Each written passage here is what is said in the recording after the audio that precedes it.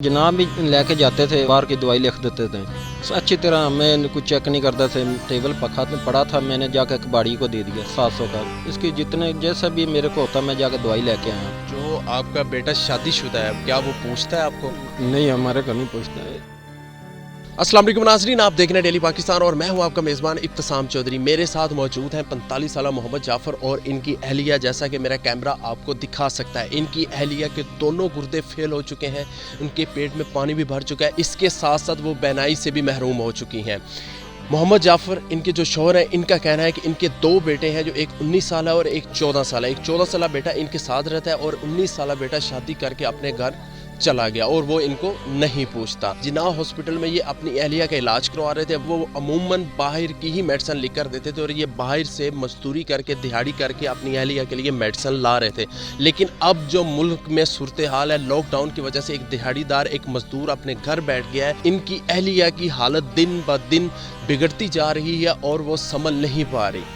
बाकी की कहानी इन्हीं की ज़ुबानी सुनते हैं कि इनका क्या कहना है। बताइएगा कि आपकी अहलिया को ये मर्ज़ कब लाहक हुआ? ये 2 साल हो गए बेटे। 2 साल के बाद मैं जितनी मजदूरी लाता था कमा के, वो इसका इलाज करा लेता, दवाइयाँ वगैरह ले लेते थे। कभी पड़ोस में सालन ले लिया, कभी रोटी ले लिया, ऐसे वक्त चलता रहा हमारा गुजारा। अब ऐसा वक्त आ गया, हमारा गुजारा नहीं चल रहा। कहाँ से आपने इलाज करवाया? हम जनाब भी लेके जाते थे, उधर से अंदर लेके जाते थे, वो बोल देते थे, बाहर की दवाई लिख देते थे। अच्छी तरह हमें कुछ चेक नहीं करते थे। ठीक हो गया, जो बाहर जाओ दवाई ले लो। बाहर आते हैं, स्टोर पे जो लिखी होती ले लेते हैं। आपकी अहलिया को क्या क्या मर्ज लाक है? डॉक्टर में को लेके गया, सो बोल रहे हैं गुर्दे में बता रहे हैं फेल हो गए ने और इसके पेट में पानी है दस रहे ने। तो उसके बाद मैं ना गरीब आदमी, ना कारोबार रह गया, ना मैं कोई वसैल मेरा है। आप कितनी दिहाड़ी कमा लेते थे और क्या दिहाड़ी करते थे?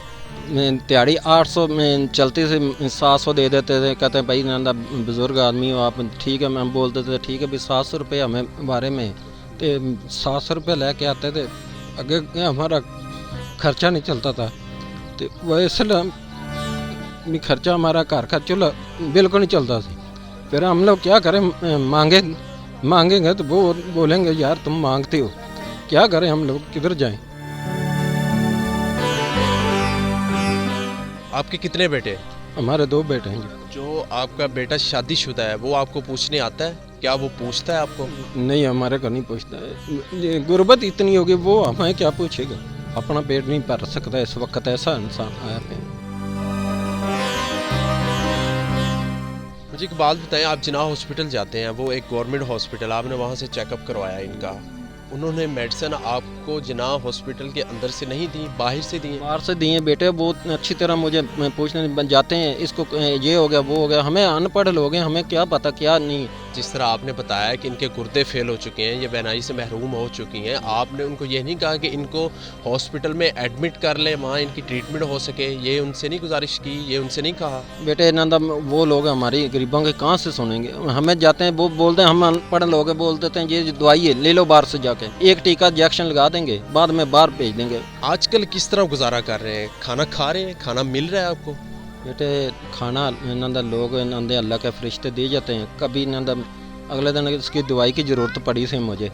मेरे 700 रुपये का पखा, मेरा टेबल पखा था, वो आप गर्मी आ रही अब मेरे पास, वो भी पड़ा था, मैंने जाकर कबाड़ी को दे दिया 700 का। इसकी जितने जैसा भी मेरे को होता मैं जाकर दवाई लेके आया।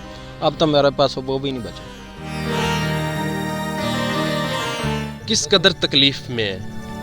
जी मैंने बहुत तकलीफ, मेरी हिम्मत नहीं बोलने दी, लेकिन मैंने नज़र भी नहीं आ रही।